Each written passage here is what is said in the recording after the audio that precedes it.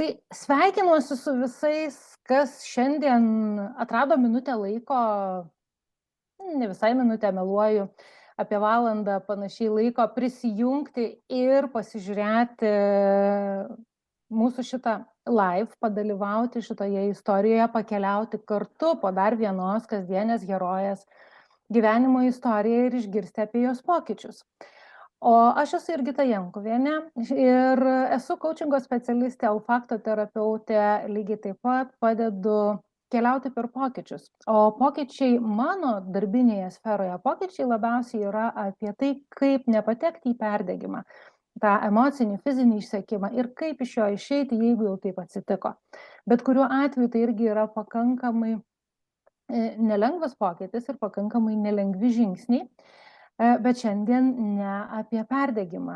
Ši tinklalaidė yra apskritai apie gyvenimo pokyčius ir apie tai, o kaipgi kiekviena iš šitos tinklalaidės herojų keliavo per savo pokytį, per savo norą nueiti kažkur, iš kažkur ir pasiekti kažkokius savo tikslus, įgyvendinti kažkokias savo svajones, turėti arba gyventi tokį gyvenimą, kokio šiuo metu norisi ir tam, kad tai būtų tas pilnavertis gyvenimas. Ir kiekvienoje tinklalaidėje aš kalbinu labai tikslingai, iš tikrųjų kalbinu tiesiog moteris.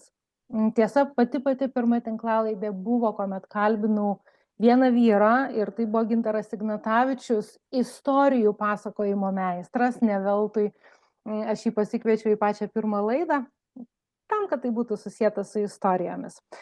O šiandien mano viešnia yra Loreta ir vėlgi tai dar viena istorija, kuri labai tikiu, kad bus ir gili, ir prasminga, ir įkvepianti, nes kiekvienoje istorijoje išgirdę kitos moters, kito žmogaus istoriją, mes labai dažnai atpažįstam save.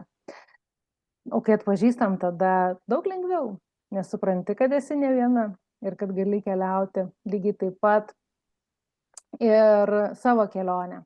Tai labas Loreta, labai smagu, kad sutikai sudalyvauti šitoje pasikalbėjimų tinklalaidėje ir sutikai pasidalinti savo istoriją. Labas Jurgita, sveiki visi klausytojai, labai malonu, kad kas galėtų prisijungti, paklausyti ir mano istorijos. Labai faina gyvai pamatyti Jurgitą, apie ją tik tai skaičiau, gyvai dar nesikalbėjom, tai va turbūt bus labai fainas pirmas pokalbis mums. Tai va, o aš esu jogos mokytoja ir turbūt galėčiau pasakyti mokytoja šiuo metu. Tu buvai pradingusi. Ar dabar atsiradau? Dabar atsiradai. Tai... Kuriam taške dingau? Šalia jogos mokytojas, kas dar? Šalia jogos mokytojas, sakau, galėčiau drąsiai pasakyti, kad esu ir kūno sąmoningumo mokytoja. Ta prasme, yra ir toks dalykas kaip kūno sąmoningumas. Dabar apie tai tikrai labai daug kalbama ir manau, kad jau einu į tą sritį labai stipriai. Jeigu teisingai suprantu, padedi suprasti, išgirsti savo kūną ir atliepti į kūno poreikius. Taip, ir dar padedu iš tikrųjų kažkiek tai suprasti, dar aišku, mokinuosi ir mokinsiuos daugiau, suprasti patirtas traumas, kurios įsirašė į kūną tam tikrų būdų. Ir kaip jas per judesį, per savo kūno sąmoningumą, jautimą kiekvienos praktiškai galima pasakyti ląstelės savo kūne arba kiekvienos srities, galima visą tai po trupučiuką tvarkyti.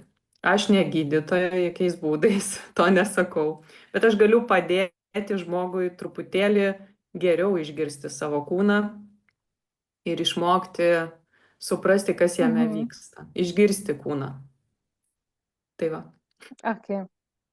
Labai, sakyčiau, įdomi tema ir įdomi sritis iš tiesų, nes dabar visiškai nesenai pradėjau klausyti knygą Kūnas mena viską ir ten būtent apie apie traumas, ypatingai apie potrauminio streso sindromą, kaip jis nusėda kūne ir kur ten nusėda visos įtampos, visi stresai. Beje, perdegimas iš tiesų irgi yra labai, labai su tuo susiję, nes nepaisant to, kad tai buvo iki šiol turbūt, gal ir dabar vis dar yra ta mintis, kad perdegimas yra tik psichologinė problema, tik tai susijęs su psichoemocinė sveikata. Deja, tai nėra taip. Labai stipriai tai veikia ir mūsų fiziologiją. Na, bet ir vėl, šiandien mes apie pokyčius ir apie tavo istoriją. Tai jeigu sugrįžti į šitos tinklalaidės pagrindinę temą, iš tiesų man labai yra smalsu ir aš visą laiką klausiu, apie kokią savo gyvenimo istoriją šiandien norėtum pasidalinti ir kur buvo tas taškas A, žinai, kaip dažniausiai yra apie tai, kad yra kažkoks taškas A, pradinis taškas, iš kurio žmogus pajuda link kažko. tai man smalsu, kokią istoriją norėtum pasidalinti ir kur ir koks buvo tas tavo taškas A, iš kurio pajudėjai link ten, kur esi dabar. Tai šiaip labai geras iš tikrųjų klausimas, jis taip iškelia daug kitų papildomų klausimų. Ir norisi galima apie tai labai iš tikrųjų ilgai kalbėti. Aš, pavyzdžiui, iš karto galvoju, kad turbūt tokio vieno taško pas nieką nebus. Ir jeigu taip realiai pažvelgtum atgal, aš manau, kad mūsų visi tie taškai, netgi truputėlį ryškesni už kitus, jie yra pasiekmė to, ką mes darėm prieš tai, ar ne? Ir dabar atskirti kažkokį vieną tašką ir pasakyti, bet. Aš galiu atskirti tą tašką. Mano taškas, mano asmeninis taškas toje vietoje buvo mano asmeninės sveikatos pasikeitimai. Tai va, buvo tokių moteriškų reikalų, gana rimtų. Ir nusprendžiau su jais tvarkytis, kadangi gydytojų sprendimai buvo labai migloti. Aš nesakau, aš už mediciną, viskas tvarkoja, jokių būdų nieko neperkalbinėjau, kreiptis į daktarus, jokiais būdais. Tai va, tiesiog aš išbandžiusi tam tikrus gydytojų patarimus, nusprendžiau po eilinio, kaip sakant, tokio piko negero sveikatoj, nusprendžiau, kad aš imsiuos ir pati papildomai daryti tam tikrus dalykus gyvenime. Dėl ko sakau, kad tai nebuvo iš vis toks 0-0 taškas, ar ne, kur iki tol nieko nedariau ir staiga pradėjau daryti. Mane labiausiai turbūt išgąsdino tai, kad aš jau buvau pradėjusi kaip ir sveikiau maitintis, kažkiek tai prisižiūrėti, pradėjau sportuoti, realiai susidomėjau jogą, pradėjau keisti savo kūną, tai buvo, aišku, tik pradžia, keli metai, 2 gal kokie. Ir aš išsigandau, kad tai nepagerino tiek, kad, nes visi mes laukiam, ar ne, kaip po tabletės, aš pradėsiu sportuoti ir čia už 3 savaičių ar 3 mėnesių, taip, cakt ir viskas. Bet taip nebuvo ir tai mane labai iš tikrųjų pradžiai išgąsdino, po to labai stipriai motyvavo. Aš iš tų žmonių, kurie motyvuojasi gerai baimės. Tai va, aš turbūt netgi galėčiau pasakyti, kad galbūt aš esu net hipochondrikas. Žinai, tas žmogus, kuris labai pergyvena dėl savo sveikatos. Tai matyt, mane tas truputėlį labiau stumia į priekį. Ir tada nuo to taško aš pradėjau po trupučiuką judėti tyrinėdama save. Aš buvau savo eksperimentinis zuikutis, kuris, kaip sakant, ant savęs bandė daug įvairių dalykų, įskaitant mitybiniai, daug ženklesni pokyčiai. Aš labai daug metų, tai reiškia turbūt kokius apie 8 metus. Aš buvau žaliavalgė, visiškai griežta. Ne ta prasme griežta, kad aš kitiem piršau tą gyvenimo būdą, nes tai yra labai asmeniniai dalykai, jokiais būdais to negalima daryti, mano manimu. Ir tiesiog aš savo buvau pakankamai griežta ir aš kažkaip tikėjau, kad tai kaip papildoma priemonė, tai truputėlį duos mano restartą mano kūnui, mano visai sistemai, tiek nerviniai, tiek apsauginiai sistemai. Ir iš tikrųjų neprašoviau, tikrai labai daug pokyčių buvo, labai gerų. Tiesiog reikia viską daryti labai su protu, balansu, žinoti, kada sustoti, ar ne, kaip visas gydimas. Tai sakyčiau, tokios griežtos dietos, mano manimu, tai labiau yra kaip gydimas gali būti taikomas, ar papildomas gydimas, papildomas prie gydymo. Va, dabar negalima sakyti žodžio gydimas, nes taip, taip. Aha. Tai va, tai papildas prie gydymo, ar ne, kažkokio plano. Sveikatinimuose. Taip, kaip, vat būtent, labai teisingai. Ir man tai labai padėjo. Tai va tie dalykai tada griežčiau susijėmiau su savo sportu ir labiau giliau ėmiau gilintis į jogą, į kvėpavimą ir meditaciją. Dabar su meditacija labai populiaru, aišku, visi tą meditaciją į kairę, į dešinę, medituoju, nemedituoju, kiek tu medituoji, žinai. Tai vat, aš vieną dalyką supratau, moterim labai nelengva medituoti, todėl kad, nu, ta tikra meditacija, ne šiaip nusiraminimas, pasėdėjimas, o ta ėjimas į save, į gilį. Todėl kad, na, bent moterim su šeima, su vaikais, su reikalais, verslu, tai yra nuolatiniai minčių šuoliai įvairūs, ar ne, vyksta. Ir nutildyti tą beždžionėlę viduje tikrai nėra taip lengva. Pasirodo, čia ne aš viena taip galvoju, tai yra jau patvirtintas faktas turbūt, kad, nu, ne faktas, ne faktas, bet tiesiog įtariama, kad vyram yra truputėlį lengviau tą stalčiuką tuščią rasti galvoje negu moterim. Tai va, tai meditacija irgi labai labai ilgas ir sunkus darbas ir tai nėra tik tai bla bla bla ir tralelė, aš čia meditavau, žinai, šiandien 15 minučių ar ten valandą į tašką žiūrėjau. Aš manau, kad tai yra truputį dar giliau, aš pati iki šiol visą tai aiškinos, gilinos ir manau, kad tos tikrosios būsenos, jos be kvėpavimo sunkiai pasiekiamos, reikia ir kvėpavimo technikas tam tikras įvaldyti. Tai va, tai kad nesiplėsti, va šituos visus taškus aš susidėjau ir su jais visais įvairiais būdais eksperimentavau, reiškia, intensyviau, mažiau intensyviai. Su maistu, aišku, aš buvau labai griežta, turbūt intensyviausias buvo dalykas, o visą kitą aš leidau savo ir pailsėti, ir vėl pabandyti truputėlį kitaip, truputėlį kitus metodus. Ir iš tikrųjų dabar jaučiuosi gerai, tikrai. Tai aš jokių diagnozių savo nestatau, nieko nesakau, žinai, iš medicininės pusės, bet jaučiuosi aš labai gerai, turiu daug energijos, skirtumas yra didžiulis nuo to, kas buvo tada.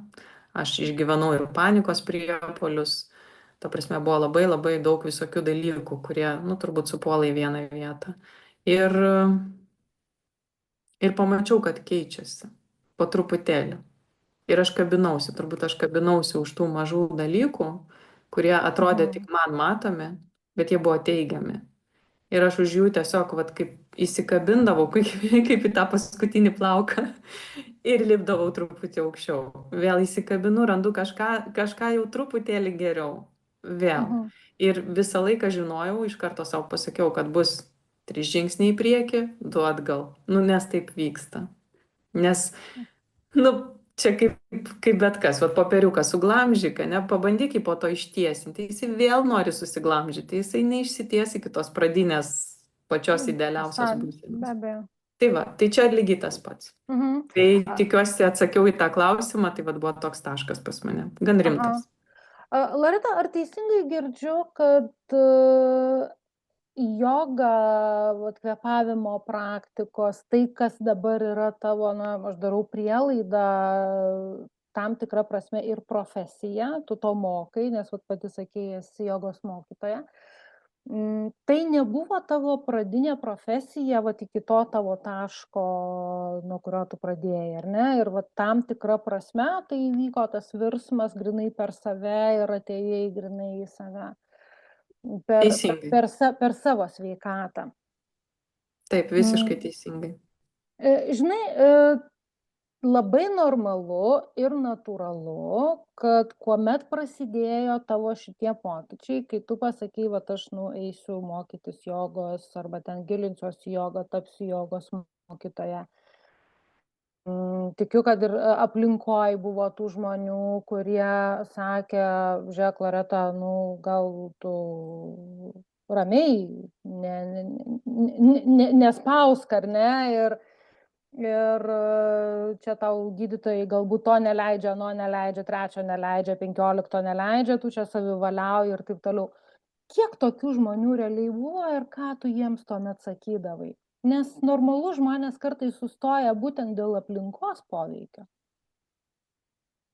Matai, aš galiu pasakyti, aš turbūt nuo vaikystės buvau tas žmogus, kuris klauso, bet nedaro, kaip kiti sako. Tai man, nu, kaip ir būtų, būtų labai neteisinga sakyti, kad ai, čia lengva, žinai, atsispirti kitiem. Mano toks charakteris, žinai, aš labai sunkiai priemu iš karto svetimą nuomonę. Ir aš manau, aš ne viena, tokių žmonių tikrai yra daug, gal net tu pati esi sutikus, kur taip, aš net kartais būnu, nu, net ne kartais, turbūt dažnai būnu neteisi, bet mano va tas, jinai užstato sieną ir pradžioje aš turiu suvirškinti, ką aš išgirdau, ką man pasakė, tada savo skaliai ar ne, vertybiniai pasverti, kiek man tai svarbu pakeisti ar nepakeisti. Ir tada aš duodu atsakymą savo, ar aš tai keisiu ar nekeisiu. Tai vat man tai užtrunka ilgiau, natūraliai. Tai tiesiog nuo vaikystės tas dalykas yra. Bet aš žinok, tikrai suprantu, kad yra nerealiai sunku atlaikyti kitų žmonių spaudimą, ypač artimų žmonių spaudimą ir nesupratimą. Ir tai yra turbūt didžiausia kliūtis va toj vietoj. Vienintelis dalykas, kas gali, nu, mano manimu, čia padėti, tai yra tiesiog daryti tai toliau. Daryti tol, kol atsiremsi kažkur į kažkokią sieną, kurią reikės apeiti ar sulaužyti kiekvienas pagal save. Bet tiesiog daryti toliau, nes esmė tame, kad žmogaus nuomonė turbūt yra pats pigiausias dalykas pasaulyje. Bet kokio žmogaus nuomonė.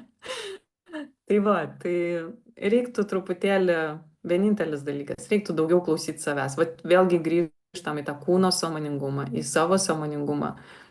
Kaip mus pastoviai aplinka išneša į išorę. Mūsų darbas yra vėl grįžti, išgirsti save, o moterim tai yra, man atrodo, numeris 1. Nes vaikai, šeima, reikalai, darbai, visą tai mus išneša iš centro į periferiją. Tai vat. Tas susicentruot, ar ne? Taip, susicentruoti, taip. Aha, žiūrėk, vat, kaip tu sakai, atsispirti, tai vat, sugrįžti save, išgirsti save, atsispirti aplinkinių nuomoniai. Suprantu ir girdžiu tai, ką tu sakai, kad tu esi tas žmogus, kuris nuo vaikystės buvo tas, kuris žino, kaip jam geriau. Ir daro, kaip jam geriau. Ir viskas yra su tuo gerai. Kam sunkiausia, man tiesiog įdomu, nuoširdžiai, kam būdavo sunkiausia atsispirti? Sunkiausia turbūt atsispirti artimiem žmonėm. Nu, vat būtent pats artimiausias ratas. Tarkim, kuo toliau žmonės nuo manęs, ar ne, ten, tuo mažiau man rūpi jų nuomonė. Kuo jie yra arčiau manęs, arba kuo jie man svarbesni, tuo man skaudžiau iš jų galbūt girdėti kažkokį neigiamą įvertinimą arba dvejonę kažkokią, ar ne? Ar tu čia tikrai viską gerai darai, žinai. Ir tas skaudžiau kala. Na, matai, dar viena mano tokia savybė irgi nuo vaikystės. Tikrai nežinau, kaip kiti ją gauna, pas mane tiesiog jinai buvo, žinai. Aš labai save analizuoju, aš pradedu, bet čia irgi aš ne vienintelė, labai daug žmonių tai daro. Tai ir stabdo, bet tai ir padeda kartais.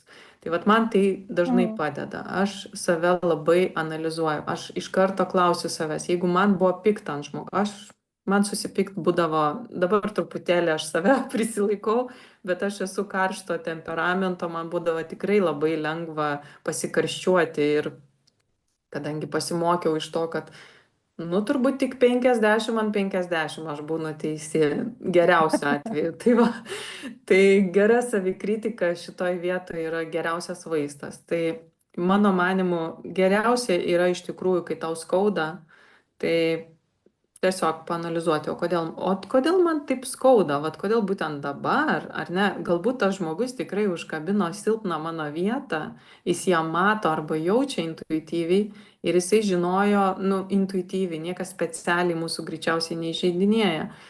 Ir vat kažkaip pataikė. Ir čia ar tau visata siunčia tokį išbandymą, žinai, tavo tų Mhm. įsitikinimų išbandymą, ar tai tiesiog kažkoks sutapimas, dar didelis klausimas. Tai čia turbūt vienas iš tų stiprybę formuojančių dalykų, kad mes šitoj vietoj pasitikrinam savo įsitikinimą. Taip bus, žmonės nuolatos kvestionuos viską, ką mes nusprendėm karštai daryti, ar ne? Mhm. Jeigu mes nieko niekam nesakom, niekas nesikiš niekada. Bet jeigu mes pradedam kažkaip demonstruoti, rodyti, pasisakyti, iš karto, automatu, prasidės reakcija. Tai va. Tai turbūt skaudžiausia, jeigu atsakyti tavo klausimą tiesiai, tai yra iš artimiausių žmonių. Buvo skaudžiausiai. Bet mano artimoji aplinkoj su manim tikrai elgiamasi pakankamai gerai. Ta prasme, aš neturiu kuom skūstis, tai būna. Dėl to aš sakau, niekas nenori niekada turbūt, ypač iš artimų žmonių, iš tikrųjų įžeisti.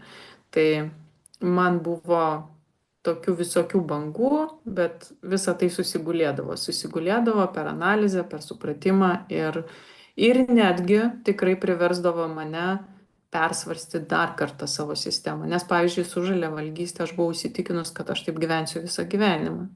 Bet aš vis klausiau, vis gilinausi ir domėjausi.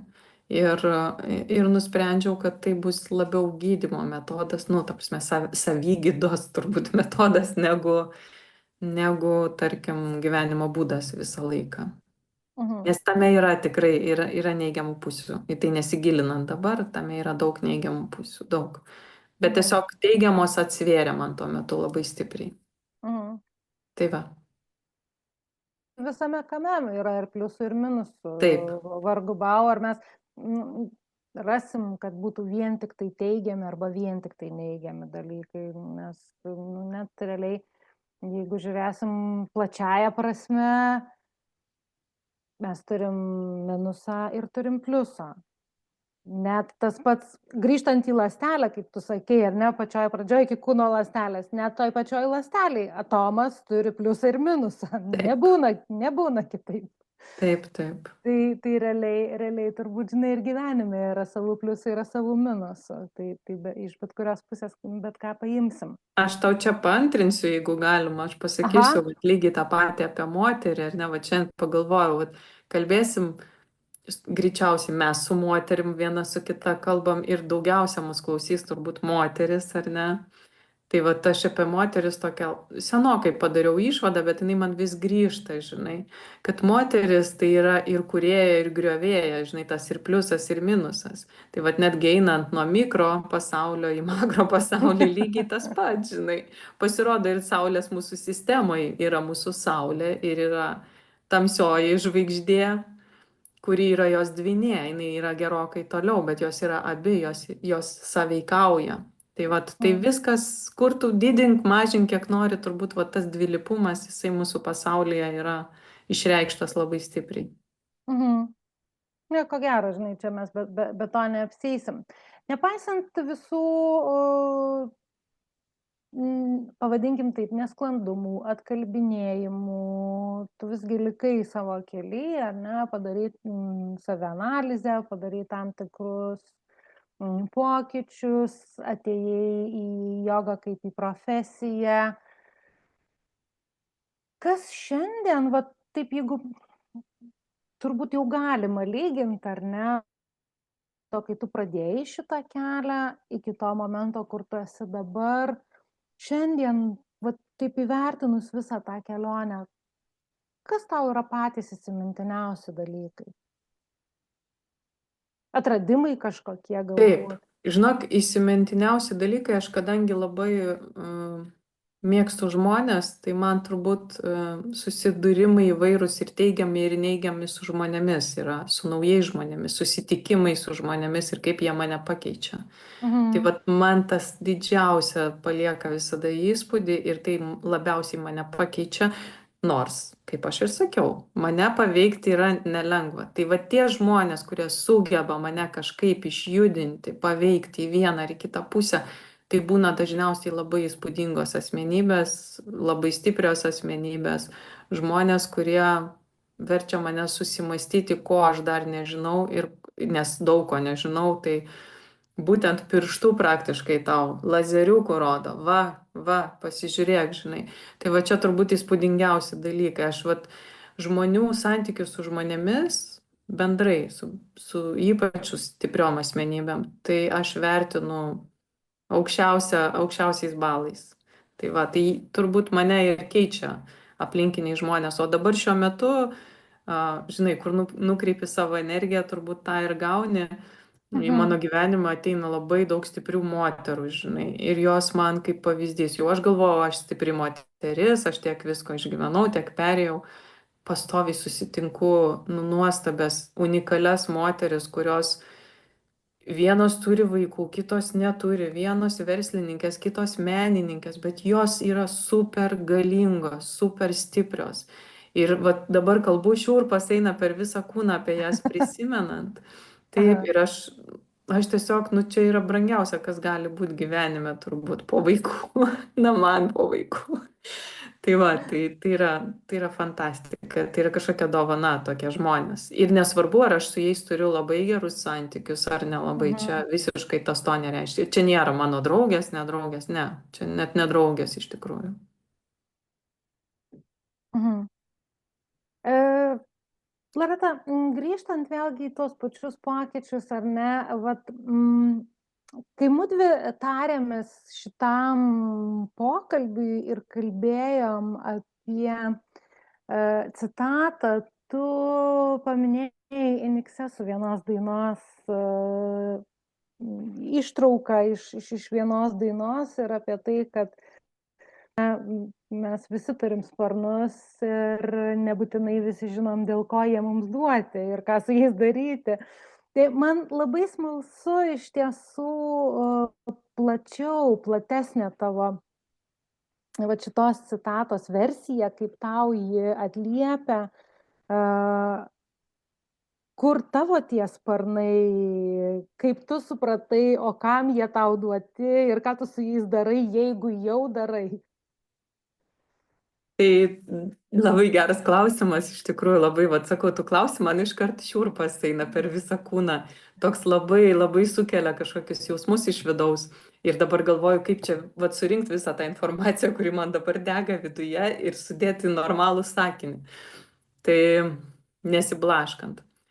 Man tai realiai nuo pat turbūt dienų, kai aš jau save suvokiau kaip asmenybę kažkokią, buvo labai įdomus žmonės. Ir dabar yra labai įdomus žmonės. Man jie patinka, man patinka juos stebėti, patinka juos vertinti kažkaip tai, ar ne? Patinka stebėti juos simetriją visur, ar ne? Tarkim, jų elgesį, tame, ką jie sako ir daro, tame kūne simetrija. Nu, labai daug va tokių dalykų. Ir aš anksčiau nesuprasdavau, kodėl taip yra, žinai. Ir bandžiau nemažai tokių profesijų, kurios ne tai kad profesijų, tokių veiklų, ir buvo ir profesija pas mane meninė, aš buvau fotografė, tai juose irgi rasdavau, kad man patinka žmogaus kūnas, veidas, elgesys, žmogaus prigimtis, ar ne, vat aš ją tiesiog mėgstu nagrinėti, tyrinėti. Ir Mhm. su sparnais, vat grįžtant prie sparnų, ar ne, aš kažkaip atsimenu, jeigu mane sudomina žmogus, nes, nu, nemeluokim, ne visi žmonės mus sudomina, ar Taip. ne, kiti žmonės tiesiog praeina, mus nepaliečia ir tai visiškai normalu, bet tie, kurie mane kažkuom sudomina, pas mane iš kažkur atsiranda beprotiškas noras pasakyti jam, ką aš jame matau. Vat ką aš jame matau. Ne tai, kas jisai galvoja, kad yra, o ką aš jame matau, bet gero. Ta prasme, ne tai, kad blogo Mhm. kažką, o gero. Man taip norisi pasakyti, bet tu pažiūrėk, tugi galėtum vat, būti tuo Aha. ir tuo, tu pažiūrėk, kaip tau sekasi gerai. Vat manyje tas visada buvo, ar ne? Ir aš manau, kad, nu, tai irgi turbūt ne tik manyje, galbūt tai netgi visų žmonių yra bruožas, tiesiog labiau mažiau išreikštas. Ir dėl to vat, mes pasirenkam, ar ne, ir tavogi profesija, jinai būtent tą patį daro, jinai suteikia sparnus žmonėm. Tai vat aš apie tuos sparnus, kad tu ir aš ir turbūt nemažai tiek moterų, tiek vyrų tikrai stengiasi išsakyti arba kažkaip per save padėti kitiem žmonėm įgauti va tos sparnus, suprasti, kur jie randasi, kokie jie ir kam jie reikalingi. Tai, o visi jos turi, visi turbūt turi ir dėl to mes visi tokie skirtingi ir mes bendraujam tam tikrose grupėse žmonių, ne visi mums tinka, žinai. Todėl, kad ne visiems mes galim padėti. Tai va, tai tiem, kam galim padėti, tie žmonės intuityviai bus prie mūsų ir jie mums gali padėti. Tai yra, nu, va, tokia savitarpio pagalba. Tai aš apie šitos sparnus. Jie mane tiesiog, va, mano sparnai turbūt tam ir skirti. O aš nusprendžiau juos naudoti būtent tiesiogiai per kūną. Aš dabar, va, tikiuosi, kad stoju į gydomąjį masažą ir tikiuosi, kad įstosiu, nes man, va, norisi giliau ir geriau ir giliau tyrinėti žmogaus kūną, žinai. Tai va, padėti žmogui per jo kūną, nes aš manau, kad tiek psichologai turbūt gerą savo darbą daro, psichiatrai, bet galima ir iš kitos pusės užeiti ir padėti tam dalykui, ar ne? Jeigu įsirašo į kūną, reiškia mes dirbdami su kūnu galime truputėlį, kaip sakant, net ne truputėlį, o gan stipriai pakeisti situaciją žmogaus netgi psichologinę, psichinę būklę. Tai va. Ir aš čia tau visai pritarčiau ir netgi sutikčiau su tuo, nes aš pati savo turiu tokią, žinai, frazę pavadinkim, kad mes nesam atskirai galva, atskirai kūnas, atskirai ten visi kiti organai, ar ne? Mes esam vientisas organizmas ir viskas yra labai, labai glaudžiai susiję ir ne veltui kūnas atsimena visas mūsų emocijas, visas traumas, nors jos atrodo yra įsirašę mūsų tik tai limbinėje sistemoje, ten, kur yra atsiminimai, ten, kur gyvena emocijos ir visi kiti dalykai, bet nepaisant to, nu, va, prisiminėm kokį nors įvykį ir suskaudo tą vietą, ne, kurią suskaudo. Taip. Tada kažkada, kai mes ją užgavom. Tai čia vat ir yra turbūt apie tai. Tai visiškai sutinku ir labai linkiu, kad tas noras įsigyvendintų ir kad būtume į tą medicininio, to gydomojo masažo specialistė ir meistrė. Po trupučiuką mūsų pokalbis sukasi į pabaigą ir pabaigoje aš visų klausimus ir vieną prašymą. Tai vienas, tiksliau atvirkščiai, 2 prašymus ir 1 klausimą. Tai vienas iš prašymų yra tavo palinkėjimas toms moterims, o gal net ir vyrams, jeigu jie užsuks ir pasižiūrės šitą įrašą. Tai tavo palinkėjimas, ko norėtum palinkėti šitos tinklalaidės stebėtojam, turint omeny, kad kalba yra apie gyvenimo pokyčius, kad kalba yra apie pokyčius apskritai, tai vat iš tavo lūpų, kas tai būtų? Tai iš mano lūpų, tarkim, greičiausiai būtų toks palinkėjimas. Net nežinau, ar čia skambės kaip palinkėjimas. Tiesiog siūlau į pasaulį žiūrėti kaip į vientisą organizmą ir jame vyksta tik tais tai, kas turi vykti. Visiškai. Ir kuo greičiau mes tai suprasim savo asmeniškai, ar ne? Ypač kaip moteris, kurios linkusios pergyventi dėl visko. Tai tuo greičiau mums taps ramu. Ir aš galvoju, dabar jeigu kalbant grinai apie moteris. Moteris realiai yra tokia būtybė, kuri turbūt savo energiją dalinasi su praktiškai visais, ypač labai artimai žmonėmis, teisingai tėvai, vaikai, vyras, sesė, brolis, ta prasme, tai yra centras, iš kurio nuolatos eina dėmesys, meilė, švelnumas, rūpestis ir taip toliau. Užbėgti už akių viskam, pasistengti, kad tik visiems būtų patogu ir gera, visi būtų sotus, švarus ir laimingi ir svarbiausia saugus. Tai va, kartais ir net ne kartais, turbūt labai daug situacijų mes nesam tų situacijų šeimininkės, mes nesam tų situacijų valdovės, mes tikrai negalim visko suvaldyti. Mūsų buvimas tenai, egzistavimas toj situacijai ir jos stebėjimas būtinas, nes, nu, aš nesakau, eikit mėgoti savo ramiai, ten vaikas negrįžo, nieko tokio grįž, žinai. Ne, būtinas laikymas tos situacijos, ar ne, kaip aš suprantu, kas vyksta, aš matau, kas vyksta, aš tai savo pasakau. Bet kišimasis ir toks desperatiškas, žinai, kabinimas, kad aš paveiksiu, aš pastumsiu, aš nukreipsiu, nu va čia turbūt mane vaikai to išmokino. Tai jisai tiesiog atima žiauriai daug energijos, sugadina kartais santykius su artimais žmonėmis, bet realiai gal net pakiša koją iš tikrųjų tiem žmonėm, kuriem mes padedam, bandom padėti. Tai vat tas suvokimas, kad tai yra kaip upė, jinai teka. Taip, stebėkim ją, žiūrėkim, kas vyksta, kai reikia mūsų pagalbos, įsijunkim į tai. Bet nuolatos laikymas, žinai, vat, jeigu ištemptum daug siūlų trosų ir už visų reiktų laikyti visą dieną, visą naktį, žinai, kažkaip kiek mūsų užtektų, vat kiek. Čia vat apie tavo temą turbūt, ar ne? Taip, Vat tas čia labai artima. Tai vat mano patarimas būtų tiesiog suvokti, kad nepaisant to, patinka mums tai ar nepatinka, norėjom mes, kad taip atsitiktų ar nenorėjom, visa tai bus, visa tai eis ir iki mūsų buvo ir po mūsų bus. Ir tiesiog, kada tavęs prireikia, tu įsijungi į procesą. Kai tavęs nereikia, tu tiesiog stebi ir viskas. Tu darai tik tiek, kiek tu gali padaryti. Taškas. Tai va, mano toks, aš nežinau, skambėjo kaip patarimas ar nepatarimas, tikiuosi kažkiek tai panašu į patarimą. Čia toks ir palinkėjimas, ir patarimas, žinai, vienu metu man, vat, kai tu įvardinai tuos trosus, už kurių reikėtų laikytis, įsikabinus, man labai prisiminė, va taip šmėstelėjo galvoj, prisiminė profesoriaus Laurinaičio vieną frazę, kur berods savo knygoje, kaip žuvis vandenį ar kažkurioj tai kitoj, yra įvardinęs, sako, kai pas mane ateina pacientė ir skundžiasi, kad jai reikia laikyti visus 4 kampus, aš jai pasiūlau įsivaizduoti save gulinčią ant grindų ir va taip va rankomis ir kojomis į tuos visus kampus.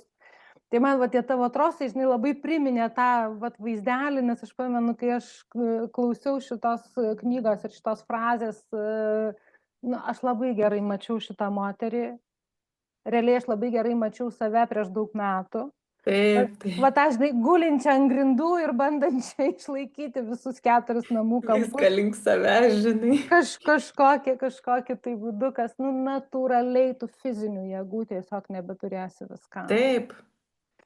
Tai labai geras palinkėjimas, kad, okei, būkim, stebėkim, bet nebūtinai turim sudalyvauti visame kame, juolab tikrai, na, net ne visą laiką turim ir galimybių tam, nes įtaką padaryti visiems gyvenimo atvejams, dėja, na, neturim tokių dalykų. Puiku, tai palinkėjimas buvo vienas iš momentų ir aš kiekvienoj tinklalaidėj savo viešniai duodu užduotį. Lygiai tokią pačią užduotį gausi ir tu, tik tai dabar pradžiai ta užduotis, kurią paliko tau prieš tai buvusios tinklalaidės viešnia. Ir ta užduotis yra tiesiog palikti klausimą kitos tinklalaidės pašnekoviai. Ir vat klausimas, kurį paliko prieš tai buvusi viešnia, skamba taip. Ar priimi save ir visas savo kūno dalis tokias, kokios jos iš tiesų yra ir kaip tai atrodo realiame gyvenime? Tai galiu dabar atsakyti? Jo. Jeigu sąžiningai pasakyti, ne visada priimu, tikrai ne visada. Čia aš pasigirčiau, jeigu sakyčiau, kad priimu. Aš labai daug ką dabar priimu, labai daug, palyginus su to, kas buvo anksčiau. Bet vis dar, vat ką irgi turbūt pakelsiu dar vieną tokią temelę, nežinau, kiek tu norėsi ją vystyti ar ne, tai mūsų moterų amžėjimas, ar ne? Vat tas niekada nesusenti, visada atrodyti gerai, patraukliai, skaniai, žinai, laimingai, nepavargusiai. Na, mūsų visuomeniai ypač tai yra super svarbu kažkodėl. Mhm. Ir tai užkrauna dar vieną gerą trosą, ar ne, kuri vat reikia laikyti. Aš nekalbu apie ten visišką apsileidimą kažkokį, bet vat standartai dabar yra tikrai užkelti beprotiški ir moterim yra sunku. Ir tarkim, aš savyje su tuo dirbu labai stipriai, bet sąžiningai pasakysiu, tai kala gerai. Tai yra labai rimtas dalykas, labai. Tai va turbūt taip visa tai atrodo. O visa kita, taip, visas kitas kūno savo dalis ar ten savo gyvenimo dalis, aš turbūt jau pakankamai gerai priimu.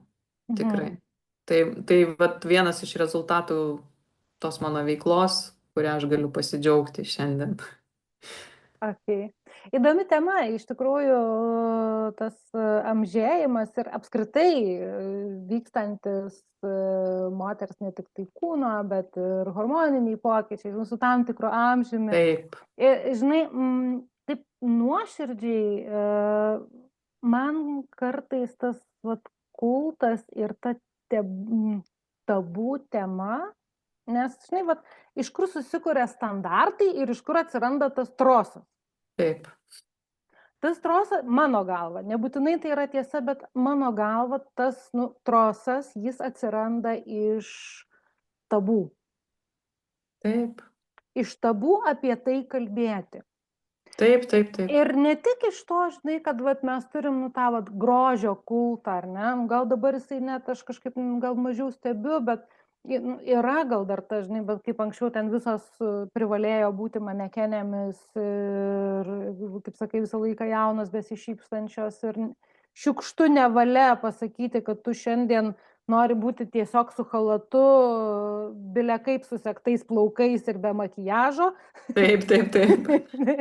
Tai, vat, man iš tikrųjų šita tema, jinai yra smalsi, čia gal ne visai perdegimo tema, bet tai irgi prisideda. Prisideda, taip. Tai irgi prisideda prie savijautos. Atvirai pasakius, man, sakau, bet realiai aš labai nemėgstu dažytis. Ir to nedarau jau turbūt nuo COVID laikų. Čia aš manau, kad čia yra natūrali kūno reakcija, ar ne, į dažą. Aš, pavyzdžiui, irgi dengdama, aš visada ieškau pačių natūraliausių, pačių mažiausiai dengiančių priemonių tam, kad išeit kažkur tai ar nusifilmuoti, ar nusifotografuoti, nes, nu, būkim sąžiningi, ar ne, ten, ta prasme, jeigu aš išeisiu visa kaip iš lovos išlindusi, nieks ten į mane ir nežiūrės, dar ir pagėdins mane, kaip tu čia atrodai, žinai. Nors man čia iš tikrųjų tas nelabai gal rūpi, bet malonu nebus. Tai va, tai tiesiog, kad estetiškai atrodyti, aš ieškau va tik tokių priemonių ir naudoju jas tik tada, kai reikia. Jokiais būdais. Aš tikrai suprantu, ką tu kalbi. Aš tikiu, kad oda kvėpuoja, visas kūnas kvėpuoja. Ir visi tie mūsų apgaulystės, ten tie visi pasidengimai kažkuom, tai jie kartais net labiau sendina žmogų, negu gražina jį. Ar ne? Ja, vat būtent, žinai, bet čia aišku vėlgi kita tema, bet aš sakau, mano galva tai tas trosas ir ta įtampa, ji atsiranda iš to, kad yra tabu. Taip, žinoma, taip, čia dabar, sakau, jeigu daug žmonių mūsų žiūrėtų, čia būtų visokių komentarų, žinok, čia būtume mes turbūt jau išgėdintos ten ant maks. Nieko tokio, gyvenam, kaip ten sako, laisvoji šalyje ir galim turėti savo nuomonę.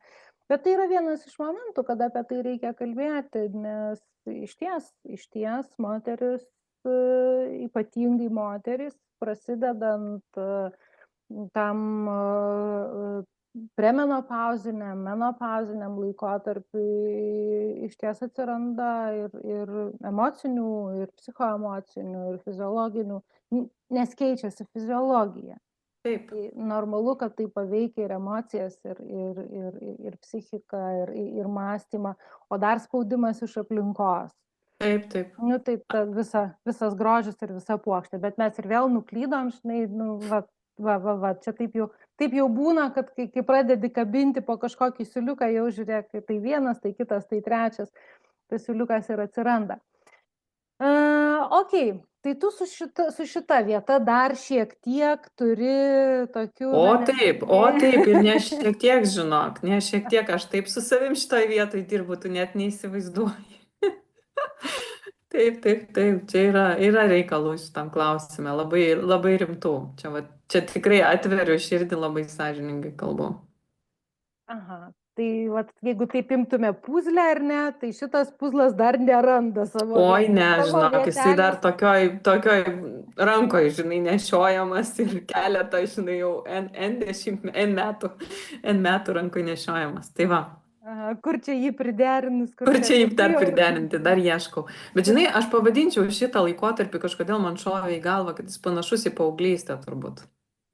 Bet tas pereinamasis toksai, žinai, va tas perimenopauzė, perėjimas į tą menopauzę, jisai yra kaip paauglystė. Tu prisitaikai prie tik atvirkščiai, čia mažiau hormonų tam mažėja. tikrų, ar ne? Mhm.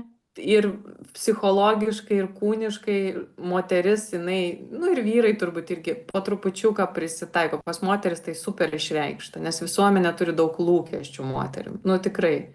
Nu, vyram kitokių lūkesčių turi, nenuskriauskim jų. Bet moterim būtent va, tas išvaizdos, tas laikymasis, tas spindėjimas, sveikata, energija ir visa kita. Tai kol jinai supranta, kur jinai keliauja, kurioje vietoje jinai atsidurs, tai turbūt va, tas kaip paauglystės perėjimas. Bet kažkada va, su gera draugė vieną aš nekėjau, kad, žinai, o kartais atrodo, va, kai baigsis va, visas tas hormoninis, žinai, persikeitimas, gal tada prašviesės dar labiau toj galvoj ir mes nebesirūpinsim, žinai, ar mes taip jau labai patinkam čia visiems vyram iš eilės, žinai. O mes susikoncentruosim į save vis labiau ir labiau ir tobulinsim turbūt savo šeimą, savo santykius, savo asmenybę. Kažkas tokio. Jo, žinai, ir čia iš kitos pusės turbūt yra ir kitas klausimas, o ar tikrai reikia visiems iš eilės vyrams Va, patikti? tai aš apie ką kalbu. Supranti, va tas trosas, jisai dėl to ir įsitempęs, nes kodėl mes turim atliepti kiekvieno arba kas antro, arba kad bent kas trečio vyro skonį ar ten dar kažką. Iš vis bent vieno. Kodėl? Kodėl mes privalom tai daryti? Vat būtent, vat sakau, čia, bet tiesiog matyt, organiškai ar ne, iš mūsų eina kaip iš mergaičių, kaip Na, iš tos vaikystės, tas toksai. galimai, kita vertus, tai gali būti na, ir visuomenės suformuotas įvaizdis, visuomenės suformuota nuostata. Tikrai nebe to, taip. Tiesiog visuomenės suformuota nuostata. Ir čia yra dar viena tema, žinai, vat, labai gerai užkabinai temą. Pagalvoti, Superinė, žinok, čia tokia rimta, aš manau, čia daug moterų turėtų labai įdomių komentarų. įžvalgų ir komentarų. Įžvalgų ir komentarų ir patarimų ir tikrai reikia apie tai kalbėti. Man iš vis patiko va, tas, nežinau, kiek ten, žinai, triukas reklaminis, kiek ne, va, Pamelos Anderson, ar ne, kad jinai nebenaudoja ten tos kosmetikos, išsiėmė tos implantus, kad jinai, nu, nežinau, ar visus ten išsiėmė, bet nesvarbu, kad tiesiog jinai dabar va, nori būti žmogum, tiesiog žmogum, jai nesvarbu, kam jinai patinka, kam ne. Tai aš kartais tiesiog permetu komentarus dėl įdomumo, va, kas vyksta, temperatūra kokia. Nors ten dalis tų komentarų turbūt yra šiaip automatų rašoma. Tai neigiamų labai daug, tikrai. Arba pavyzdžiui tokia aktorė kaip Monika Belucci. Man jinai pasakiškai gražiai, jinai jokių ten patempimų, jokių ten filerių, nieko panašu, kad nedaro. Ir sensta, amžėja, kaip sakant, labai gražiai, žinai. Bet aišku, kai tu ją iš arti pamatai ir ją ten, žinai, padažė, ten per daug uždėjo ten makiažo, išryškėjo kažkokios raukšlės, dar kažkas. Ir prasideda tie komentarai, žinai, kokia baisiai, kad jinai pinigų neturi ten filerio, kokia įsileisiu. Tai dabar, čia faktas, kad spaudimas yra beprotiškas, beprotiškas. Tai Yra, normalu turbūt, kad yra, nes, nu, vat, ir tai vėl yra visuomenė. Supranti, vat, žinoma, ir šitoj vietoj, žinai, vat, grįžtant į tos pačius, vat, kad ir gyvenimo pokyčius, labai gera tema gyvenimo pokyčiai moters gyvenime. Žinai, vat, man dabar vat, jau mesgasi, o apie ką dar būtų galima pakalbėti. Bet nepaisant to, mūsų pokalbis keliauja į pabaigą. Mėlyjeji, tie, kas įsijungia tik tai dabar, labai kviečiu sugrįžti į pačią pradžią pokalbį pasibaigus, gal dar įžvalgų savo išgirsite ir išgirsit mudviejų su Loreta diskusiją, iki ko išsivystė čia dabar tas vat, moters tema ir moters pokyčių tema. Ir užbaigiant, Loreta, užbaigiant mūsų pokalbį, kaip ir sakiau, turiu prašymą. Kokį klausimą tu norėtumai palikti kitos tinklalaidės pašnekoviai, kad jie atsakytų lygiai kaip ir tu atsakei? Na, čia toks, kaip pasakyt, irgi toks, žinai, geras klausimukas, kad nepakišti, žinai, per sudėtingo kokio tokio ir ne per daug lėkšta. Tai aš kažkaip galvoju, žinai, ko aš paklausiu. Kokia yra tavo supergalia, nu tai kitai pašnekoviai, ir Aha. kaip tu ją savyje atradai?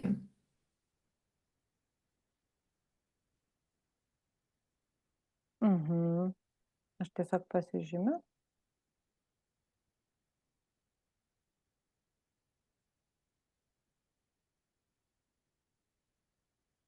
Liuks, kokia yra tavo supergalia ir kaip tu ją savyje atradai?